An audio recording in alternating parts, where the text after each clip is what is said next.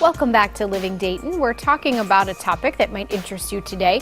Young adult survivors of cancer and other diseases are looking forward to a future of long-term survival due to improved treatments.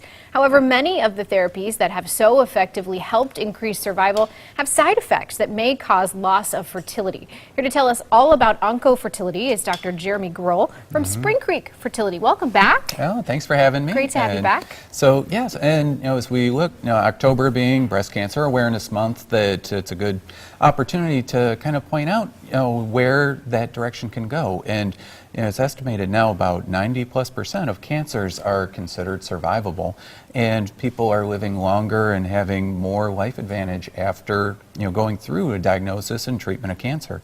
And eventually, family plans come into play.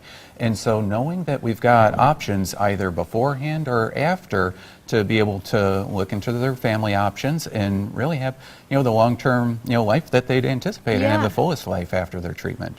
And yeah, it's interesting that the outlook is getting better and your chances of survival, but then on the back end you may not be able to be fertile, but this process can help. So that's right. Now on the front end we have the opportunity for fertility preservation, and so we've had just this year alone, through the help of the Live Strong Foundation and financial assistance, been able to get 6 couples financial support for in vitro fertilization.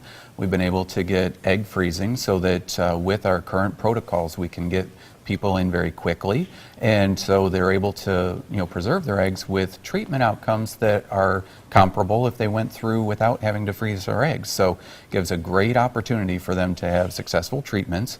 On the male side, of course, any young man with a cancer diagnosis really should look into the treatment option and look into storing samples. We have men who've gone through and had samples stored for over decades that to be able to then have a successful pregnancy.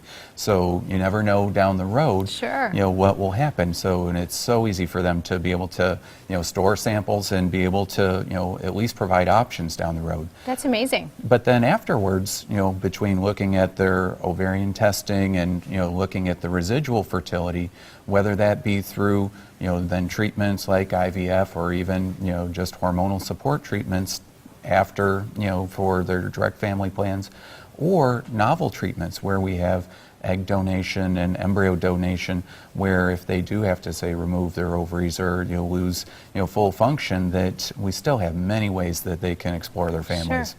Dr. Groll, if somebody is sitting at home watching this today and saying, I think that might be a treatment for me, what is the best way to get a hold of you? What questions should they come in with?